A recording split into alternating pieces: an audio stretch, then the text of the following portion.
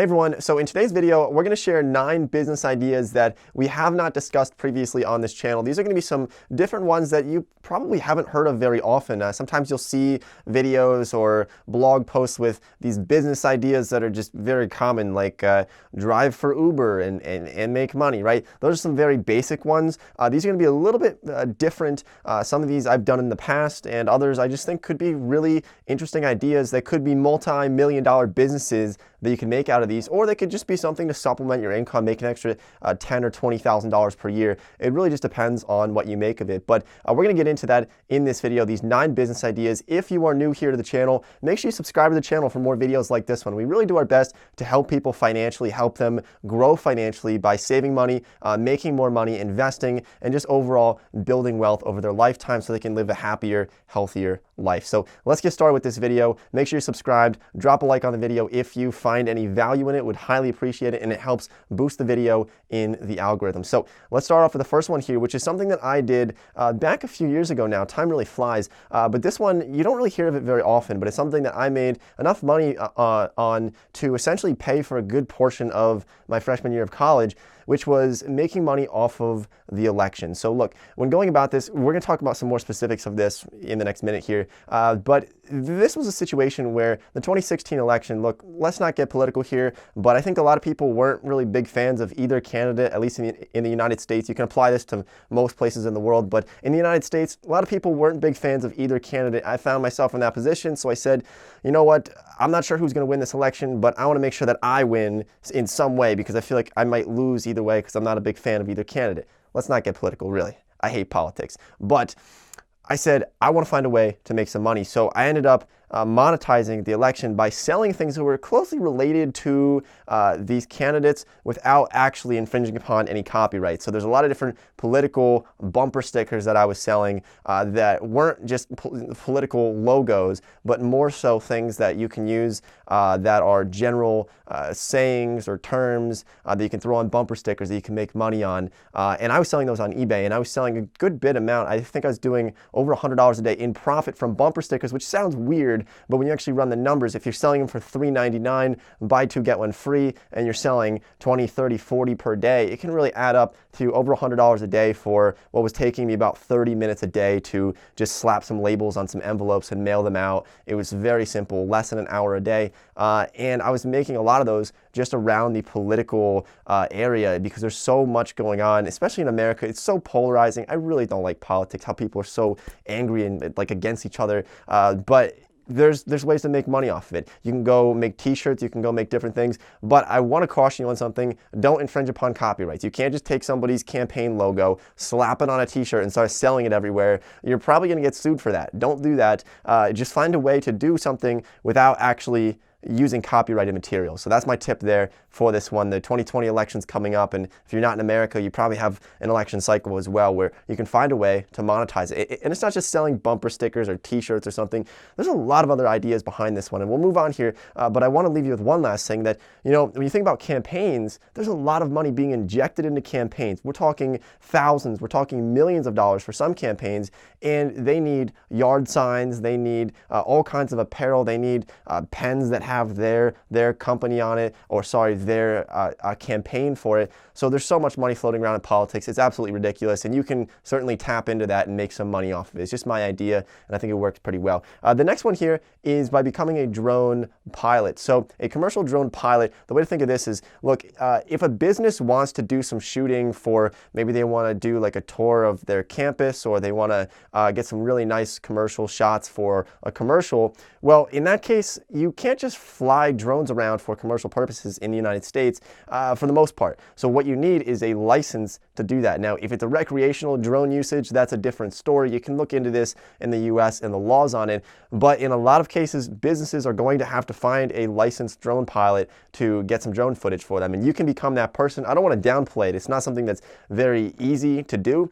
You do have to become licensed. You have to pass a test, but you can charge a pretty premium amount of money to help people do this. I know multiple real estate agents who will pay people to do flyovers of the property and get some pictures and videos of the house or the property that they're selling, and that's something that you could do to make some money. I know some people who have done this and have made quite a bit amount of money, especially, $20, $30, $40,000 per year on the side, do it on the weekends and make some money off of it. It's just certainly an idea that you could explore. The next one here is something that's might be a little bit more difficult to actually achieve at first, especially if you're starting with the lower amount of money, but it's one that I just find so interesting. And this is a little bit of a personal story here, but when I was down in Panama, I was staying in a hostel for a couple of days, and I was talking to this man who's probably coming up on 40, and I thought he was just staying there. So a hostel essentially is where you'll have many people kind of sleeping in the same room, bunk beds, but it's usually like $10 a night. So for travelers, they're called travelers hostels.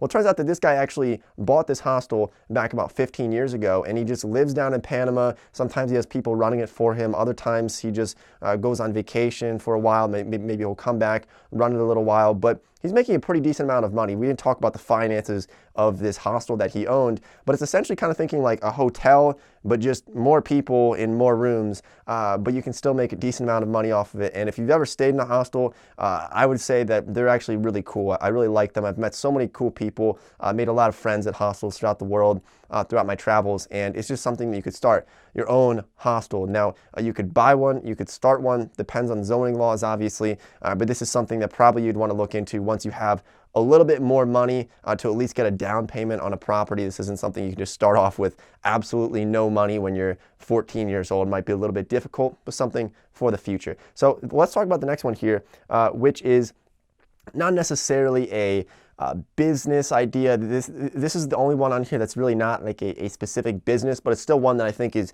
something that you could certainly explore and do on the weekends, do just from time to time if you want some extra money for vacation, or you want to get some Christmas presents for some people and you want some extra cash, then I would consider charging electric scooters. Now, if you don't live in a city, this might not apply to you as much, but I know, for example, every time that I'm in Los Angeles and I'm walking around, maybe getting some tacos at night, right? And I see these U-Hauls pulling up and people throwing hundreds of these electric scooters, like the Lime bikes, the Bird bikes, Spin, Wind. I think there's like a dozen different brands of them, but you can get paid a few dollars per scooter to charge these. But when I started running the numbers on this, and there's videos on this, you can look at Reyes, the entrepreneur. He made a really good video about charging scooters. But these people can be making hundreds of dollars per night by renting U-Hauls and charging hundreds of scooters per night and making only a few dollars per scooter. But when you do the math on that, they could be pushing $1,000 per day by charging scooters. Now, the one thing I want to caution you on this, and the reason why it's not really a business, is because you're really in the hands of these scooter companies. You don't know the future. You don't know if these scooters are going to be around forever. You don't know how much they're going to be paying in the future. So because of that, it's not something you can plan off of long term, but more so just kind of like this gig that you can do on the side to make some money. All right, so the next one is to build funnels for businesses. Now, the best way to explain this is especially when you look at education businesses, right? So say people who are selling online courses or some other type of digital product, which I don't sell online courses. I never will on this channel, but there's some people who do. And, to be honest, let's be honest, about 90% of courses that are sold online, like these $2,000 showing you how to make a course are just really not worth it. But there are ones that are worth it. And there are some people, I have lots of friends who are selling online courses that are very much worth it, that are actually packed with knowledge. So what you can do in this case is not to sell an online course yourself, but rather to build funnels for people who are selling digital products. So I have a couple of friends who do this, and they're making a lot of money off of this. So when we talk about funnels, what we're talking about here is essentially you're going to help businesses bring in emails, right? So they're going to find some type of lead magnet, right? Help them collect emails and then sell them a product, which then you can sell another product, which then you can lead them into another product, and essentially creates this funnel where you're funneling these people in just from an email where they enter their email address, and suddenly they're getting pitched all these things. And some people get spammed with it a lot, but honestly, it really does help businesses, and they're willing to pay people a lot of money. We're talking thousands of dollars per month to help them with their their funnels, building these funnels for businesses. So something that you should definitely look into. And like I said, I know a couple people who are making thousands of dollars, tens of thousands of dollars per month by building funnels for businesses. You can look it up. You don't have to be a rocket scientist to do this. There definitely is a lot of skill, but it's a lot of stuff that you can just learn over time, over the coming months, learning how to do this and collect emails and send out these emails and build these autoresponders and just work with these businesses to make a lot of money. And they'll be happy to pay you a lot of money if you're pulling in an extra $20,000 for them per month and you're going to take $4,000 off from that. They're not going to mind. They're still making $16,000 in a lot of cases. So another idea here is more kind of small scale. Now you can scale this up quite a bit, but I wanted to include something that people can start with not very much money. They can start from their home somewhere, and that's just a simple screen printing business. Now, I don't know why I've never really mentioned this on this channel before, but to give you a primary example here, let's look at college campuses, right? So college campuses, there's so many clubs at college, right? And they need somebody to print these shirts for them, where they're bringing out like a new shirt every month or so for their club, for certain events, or maybe sororities or fraternities, and they need these shirts made. You can do screen printing, where you're essentially just printing on a t-shirt or on clothing and selling it to these college students and these clubs and organizations. Not only that, but churches, to other schools. You can sell them to different community events. There's a lot of money to be made when it comes to screen printing, and it's something you can set up in your basement, in your garage.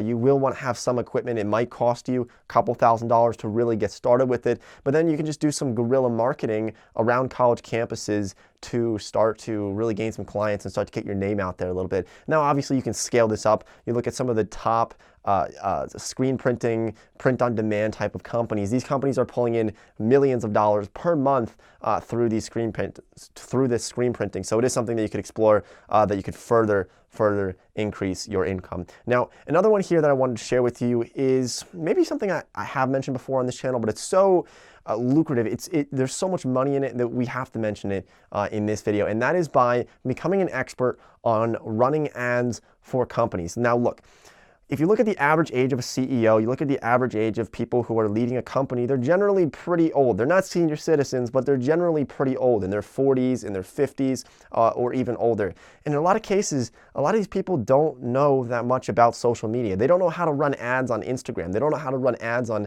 Snapchat or on TikTok or even on Facebook or YouTube or Google. So if you can become an ads expert, you can make a ridiculous amount of money. I'm talking tens of thousands of dollars per month, and this is something that you can learn for free. You don't have to pay for a $2,000 Facebook ads course. You can do this for free, looking up YouTube videos on how to run Facebook ads, maybe pay $10 for some Udemy courses, and you can learn quite a bit by just doing some trial and error, helping companies make money through Facebook ads, through Google ads, through YouTube ads, because there's certainly a disconnect between the universities and actual real life marketing, okay? Trust me, I spent a few years learning marketing in school at Penn State, and not to bash on any professors or anything, but if you have a professor who's, and this happened to me many times, who's 60 or 70 or even older, and they're trying to teach you about Facebook ads, or they're trying to teach you about social media marketing, but they've never worked for a company, they've just been a professor for 40 years of their life, it's difficult to really translate that message into the real world of social media marketing. So if you want to get good at it, start doing it yourself, start learning it yourself online, and then start to market those services to companies. And a lot of people ask, well, how do I start to do that? How can I actually approach a company and say, I want to run ads for you. I want to run ads on Google or on Bing or on Facebook for you, and charge them money. And a great way to do this is to just offer those services for free at first. Say, look, I'm willing to help you run some ads. I'm not going to get paid. You, the business, simply pays for the cost of the ads, but I work for free for you because I want to just better myself with this, and I think I can really help you out. And start to do some trial and error things with that, start to make some money with it, and then start to use those businesses as reference points for future businesses in the future. There's a whole process behind it. We can talk about that later on in a different video. All right, so number 2 is to build chatbots for companies' websites. Now, you don't have to be a genius to do this. It can still be pretty difficult. I don't want to downplay it, but it's something that you could look into, and that is by helping companies with their websites to have these chatbots where essentially when you go onto a website today and you have a question, but you're not sure who's going to answer the question, but then you have the little bar that pops up on the side where it's essentially this computer that you're talking to that helps you with your questions, right? A lot of companies have this, but still today in 2019, a lot of companies don't have this option. You can pitch this to businesses, tell them that you can build a chatbot where essentially people, interested clients, interested customers can talk to this bot that you're able to set up for them, and it's very lucrative. There's a lot of money in this. Trust me, look into it for yourself. Building chatbots, it's something that, look, it's not going to be just clicking a button all day and making a lot of money. I think the problem with a lot of these videos and blog posts that I see about business ideas or making money, they talk about how to make $100 an hour by clicking a button. But the truth is, look, you got to do something that most people aren't willing to do or that most people aren't able to think about. And that's how you're really going to make more money.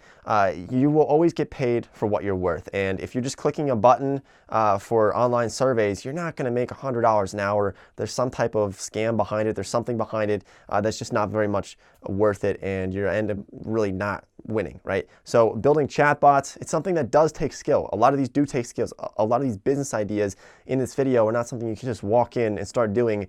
But if anybody could do it, then you would be getting paid a lot less. Just keep that in mind. And I'm going to leave you off with the final one here, which is not necessarily one specific business idea, but I just think it's so important to really think this way if you're trying to find some type of business to start for yourself coming up on 2020 here. And that is to think big. It's to find inefficiencies within society, whether you can make something faster, whether you can make something smarter, whether you can make something more efficient in one way or another, is going to make you money. So if you can find something that saves time, where maybe this daily task was taking people 15 minutes a day, and now you have a new product or a new service that now it only takes people 30 seconds per day. Those are the type of items that turn into billion-dollar company. So just keep that in mind. Any time in your life where you get frustrated with something, and I do this myself, and this is what inventors do. They find anything that they get frustrated with, they say, this really takes too long, this is inefficient, this is annoying, I don't like this, and then say, well, why don't I like this? Why is this inefficient? And then find a way to make it better, find a way to make that product better, make that service better, and it's just a way to really, truly find a great business. And going into this a little bit further, you can think about the sharing economy as well. If you're trying to start some big multi-billion-dollar business, look at the sharing economy. You're going to get a lot of good ideas from this. Think about Toro, the car app that essentially you can rent out your car to people. Think about Uber, right? That is a sharing economy type of idea. Think about Airbnb. You're renting out a room in your home. You're sharing one of your rooms.